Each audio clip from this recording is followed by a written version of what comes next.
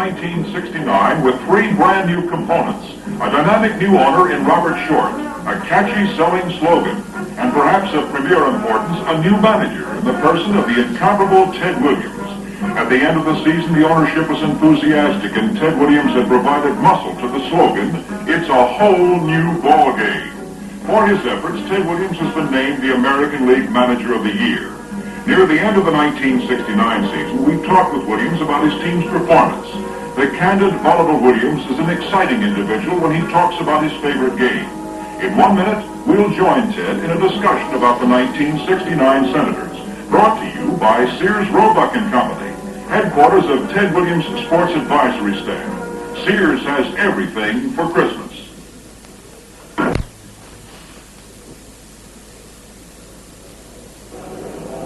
Ted, back in the spring of 1969, when people first heard the phrase, "It's a whole new ball game," and we're shooting for 500 this year, the whole new ball game thing was an easy phrase to come by. But 500 was something else. It is one of the great accomplishments of the Senators in recent years, and you're to be congratulated for it. How do you feel as we come to the end of the year for the accomplishment this season? Well, I'll tell you, to be perfectly honest, I didn't know what to expect this year. After all, first year managing, never seen a team before, really not knowing the league at all. 500 really didn't mean anything to me. Was 500 an arbitrary figure, or was it a pretty good goal for this year? Well, I really didn't consider that at all until, say, about a month to the season, and here we are played mostly the Eastern teams, which figured to be a little stronger in our league. And sure enough, we're around 500. Everybody seems to think that's great. And so I went along with it. And because I knew we were playing pretty good by what I had read about the Washington Senators, what everybody thought might happen to us. As a matter of fact, I was a little frightened too when I saw Baltimore in spring training, and then we saw the Yankees in spring training, and then I knew we played Baltimore, then we played the Yankees, then we went to Baltimore, then we went to New York, and then from there to Detroit, and that kind of scared me a little bit too. But after seeing the league, and seeing what we could do, and seeing this team kind of rounding out a little bit, why, I wasn't so frightened, and things went along pretty good. One of the most impressive feats was the raising of the team batting average by some 30 points. How did you accomplish that? Well, I think that the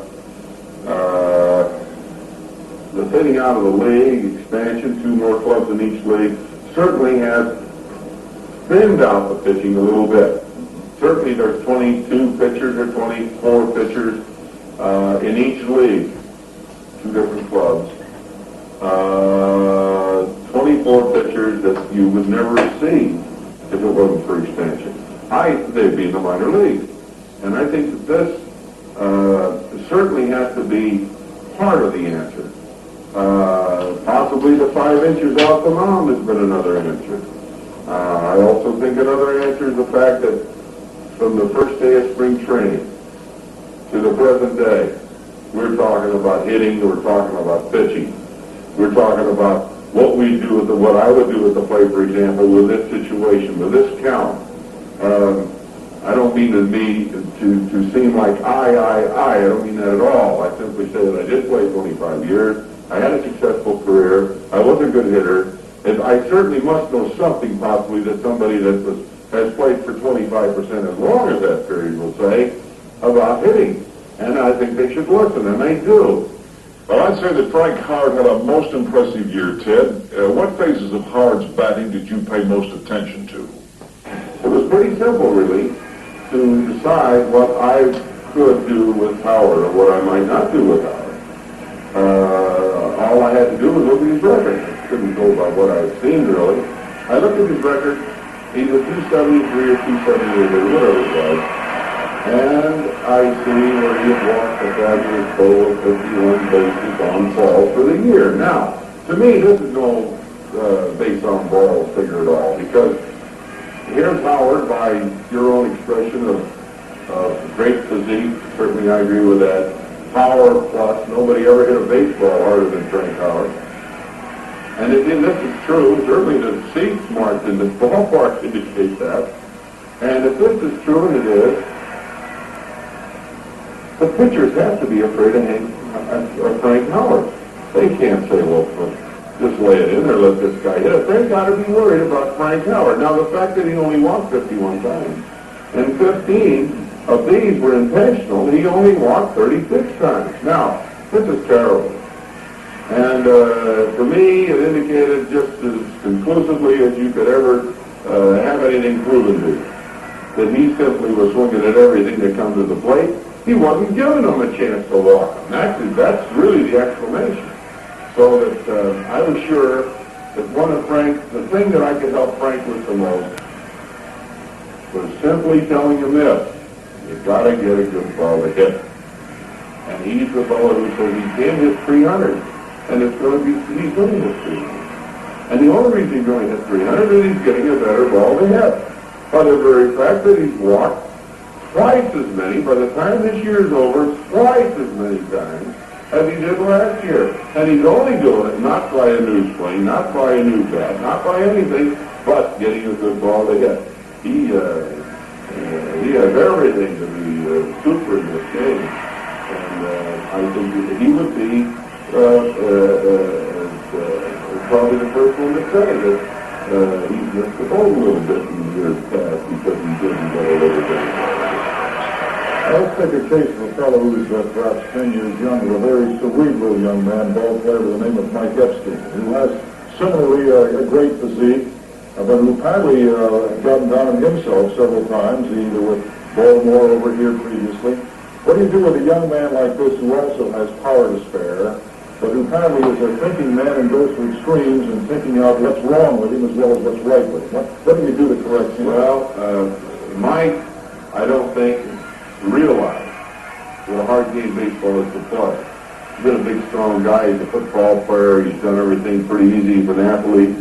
And all of a sudden, why this game here has got him a little bit. He ain't doing quite what he'd like to do. This is the hardest game there is to play. You have to learn how to play baseball. You can't be 250 pounds and knock everybody down, and you're a pro football player. Or you can't be 7'4" and the big wheel in basketball. You can't do that in this game. You got to learn how to play. And this is something, the hardest single thing to do in any phase of sport is to hit a baseball. Now with a great physique that Mike Epstein has, and the ability that he has, it's been a little bit of a struggle for him to get it. And he's just coming around now. He's going to hit 30 home runs. He's going to hit 275, maybe 285. Who knows? Which would be a great year for Mike Epstein, because he's never done this well before. And it looks like he's on his way. And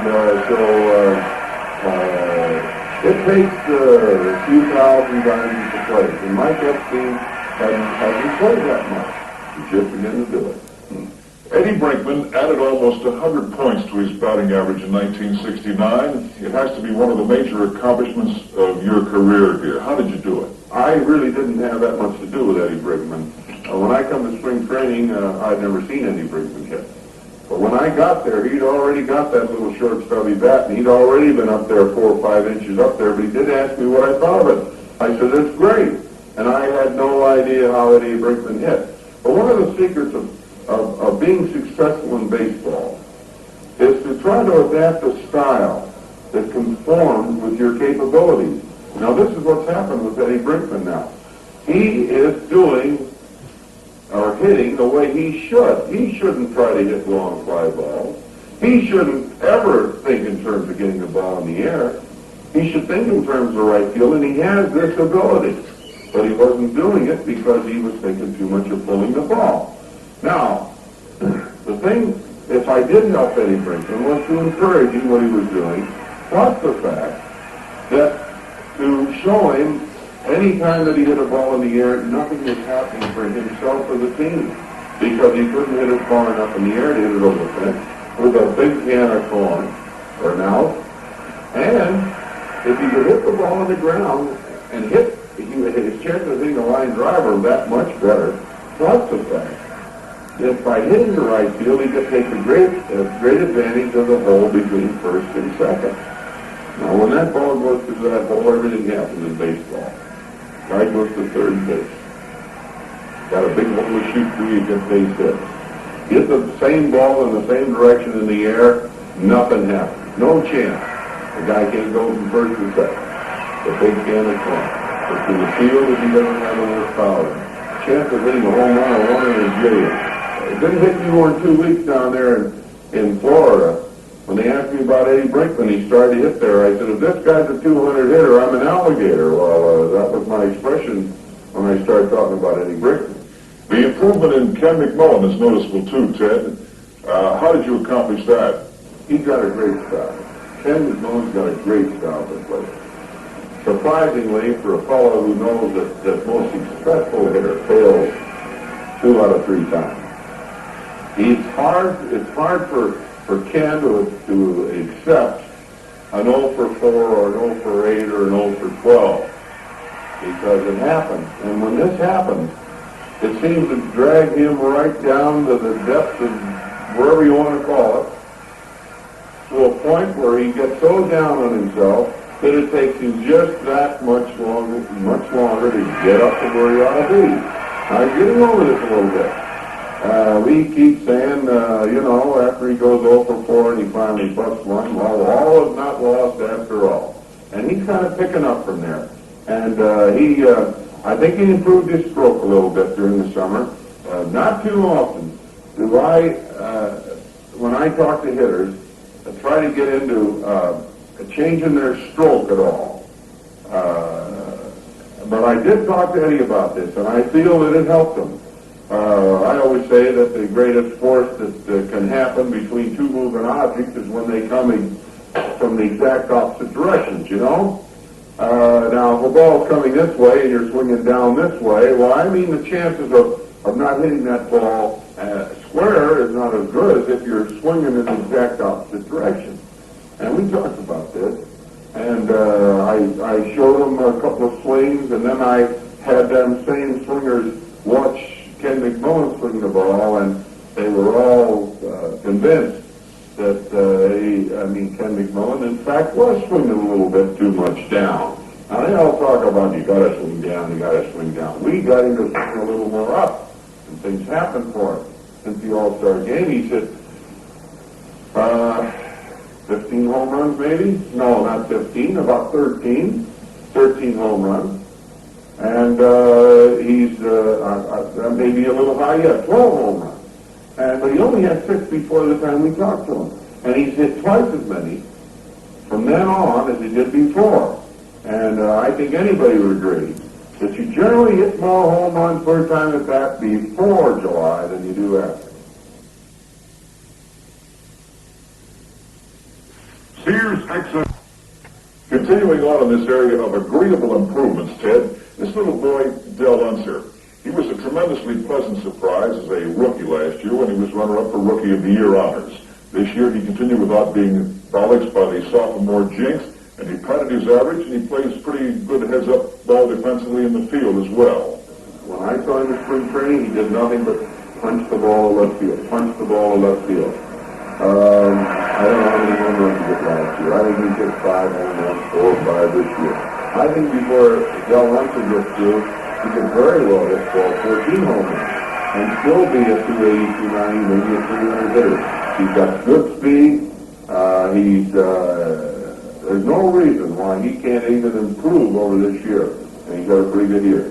What about your catching, Ted? It appears to be one area that's been a little bit of a problem for you. As a matter of fact, maybe a major problem for you. Well, you're always striving to improve any position.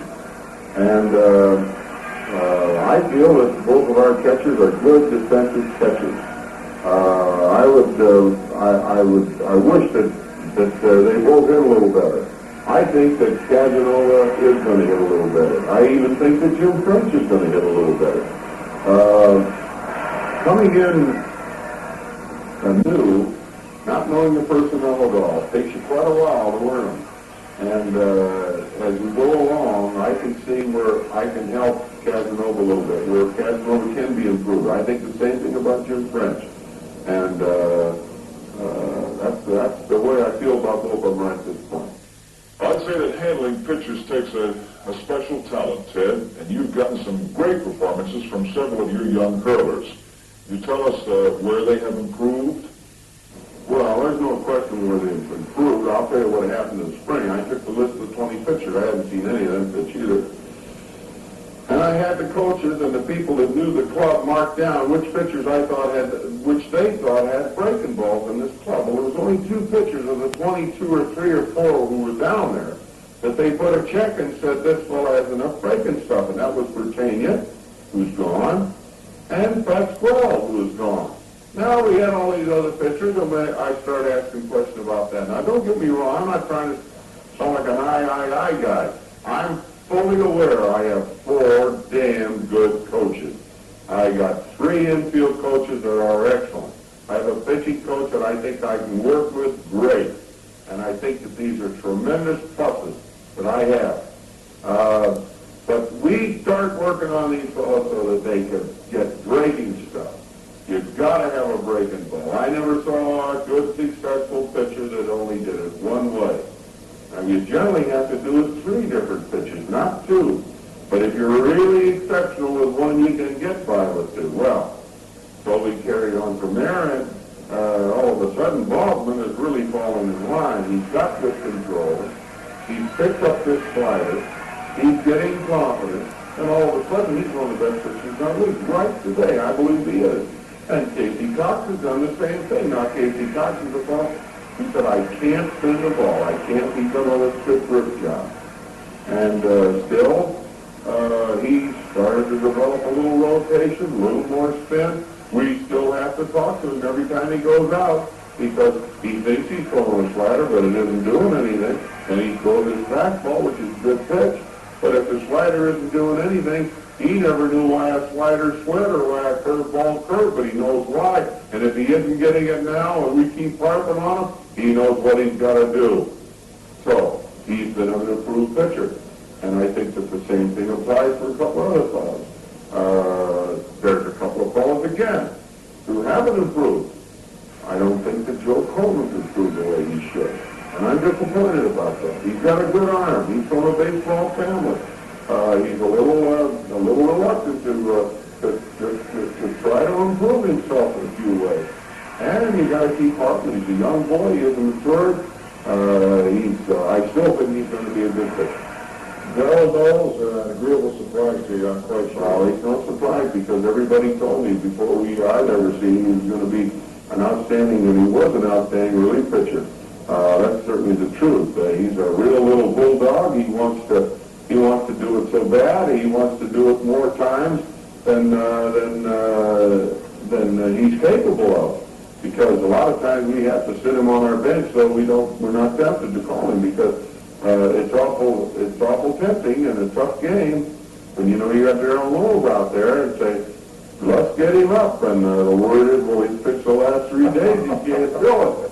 So, and I think maybe that's what happened yesterday. I mean, he didn't deserve a lead, which is something that doesn't happen too often.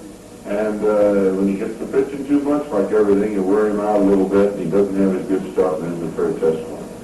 Ted, you bring up some interesting questions about your first spring training with these young men here. Do you think to some degree that they operated under, well, either fear, or you call it fear, or perhaps reticence, or reserve? They're meeting you for the first time with your fabulous reputation, and you think maybe that affected some of their play? Did they tighten up a little bit? Maybe for 3 days, and after that, I don't think so. No, I think they realize the only thing that I demand from them is that they hustle all the time, that they act like ball players, and they act like they want to play. Earlier we talked about patience. I think I'm as long on patience as anybody can possibly be because I realize this is a tough game to play. I realize it takes hours and hours and years of practice to be able to develop into a hitter. It's the hardest single thing to do in sports. So even if they fail, and I know some fellows don't have the ability that other fellows have, as long as I see that they are putting out to the fullest and getting the most out of their ability, they'll find me a real patient guy. How does the Senator farm system shape up in your estimation? Well, I would say at this point that the Senator farm system is not like I'd like to see it. And I think that it's probably been neglected a little bit. And this is certainly something that, and probably the strongest thing we have to work on, of all the things that I'll be connected with, say, in the next 5 years. And we're going through that right now. We have more scouts than this club has ever had. We spent more money this year than this club ever spent on free draft, free agent draft. We are approaching this thing as professional, knowledgeable as we can, and it's going to take a little time to reap the harvest. And can you point to a couple of names? Would you care to point to a couple of names that we can look for in the years? Oh, I don't think there's any question. We talked about Burroughs today. The fellow who had Burroughs, the manager that had Burroughs this year says that he's the greatest young hitter he ever saw. I would like to say that too. At 17 years old, he powers the ball. There's only one fellow in our ball club who hit the ball any harder. That's Frank Howard. He hits them harder than anybody in the league. So this boy's got outstanding ability. We signed our second draft choice. A fellow over here, a young fellow named Brown, a pitcher who is an outstanding prospect. I don't know the names of the others offhand, but we have other fellows who are not high in the draft that are doing a great job for us. At this point, I would say that the Washington Senators has at least 25 good prospects. What we call a prospect, which means as a ball player they can hit, they can run, and they can throw. Or as a pitcher, they have good arms, major league arms, or they have something that's exceptional that gives them a chance to be a major leaguer. I think that's pretty good, even at this point. It's going to get better. What would you do, or what will you do in spring training next year that might be a little bit different from this year? I don't think we're going to do anything better. It'll be easier for me. I won't see as many of you guys for one thing, and I'll have more time to work with the players. That'll make me extremely happy. I'll know the players certainly better. They'll know me better. It's going to be a lot easier all the way around. We got a late spring training this year. Don't forget that. So everything was, then we had the pressure of losing 9 straight games or 8 straight games in the spring. And of course everybody's all excited about that too. Ted, you said the trip around the league for the first time was a lot of fun because of all the fine receptions that you got. But that the rest was just hard work. Well, it certainly was tough work. I mean, this is a job I've never done before. I certainly am open to a lot of criticism, second guessing, and I certainly am concerned about doing a good job. I like to have them think, boy, this guy really got it, you know? So certainly I'm busting my neck to do it, and so I mean, there's a little bit of pressure. Probably not as much on me as it might be for some new manager, because I'm a little bit why if I don't bully on them, you know? I'm going to do the best I can. And I've had the big league experience. I know the crowd. I know the press. And so as a result, that doesn't worry me as much as it might some other folks. But it is a hard job. And it's an everyday thing. It's 7.5 months, so it's not an easy job. Was it more pressure than you thought it might be? No, it isn't any more pressure. As a matter of fact, it's probably less pressure than I thought, because I was a little scared of the whole thing, to really what kind of a job I can do. I'm a little more confident now. I certainly know a lot more about it now. Every game, they fall into a similar pattern. Occasionally it's a little different. Something happens. You have to do things different, but basically, it's pretty much the same game. You have to work different personnel. You have to know who's resting, who isn't, who can do it, who can't, who you have the most confidence in. And these are the things that you work with. And the more you know your personnel, the easier it is. You know, Ted, many people say that baseball is in need of some super sort of a promotion to give it a real boost here in 1969, 1970. Do you agree with all that? And if you do, just how would you help improve baseball's image? Well, there's an awful lot of things that could possibly be tried. For example, I think football, I think golf have done the greatest selling jobs on their sport that could possibly be made. They talk about split-second timing, and they talk about the emotional part of golf. They talk about how hard it is, what beautiful shots everybody's making. I never saw 4 lousy shots, and all the time I've been watching golf on television, they're all, oh boy! And the same way with football, and what great athletes they are, what terrific shape they're in and everything. Nobody realizes we're playing the toughest game of all. I don't care, it is the toughest game to play. Now, I think they've got to promote that fact that people, when they see Major League Ball, are really seeing a finely tuned athlete. A guy with the ability to hit a baseball is seeing somebody that's a rarity in sports, because it's getting tougher to do it all the time, because less time is devoted to it. Hitting a baseball, coming into 100 miles an hour, with a round bat and a round ball, and you're trying to hit it square, I think that's a pretty tough thing to do. You can get hurt with baseball. The old saying, gee, golf's tough too, but I said, the only way a guy can get hurt on the golf course is if lightning hits him, Well, I mean, there's a lot of things about this game that's tough. Now, certainly they can do a lot of things to promote it more than they're doing. Maybe somewhere along the line, they get the fan where he feels like he's more of it. So, Ted, in conclusion here, your relationship with Mr. Robert Short from the very beginning, you said he was one of the most masterful salesmen that you've ever met. It appears to me this has been a wonderful year for each one of you. Well, I want to tell you about Robert Short. I couldn't be more impressed with the guy. He is a fellow that's going to demand that things be done right. I certainly respect him for that. I can tell you in the last week that he has showed me more than ever that he's convinced that he's going to make a good ball club out of the Washington Senators, a contending ball club.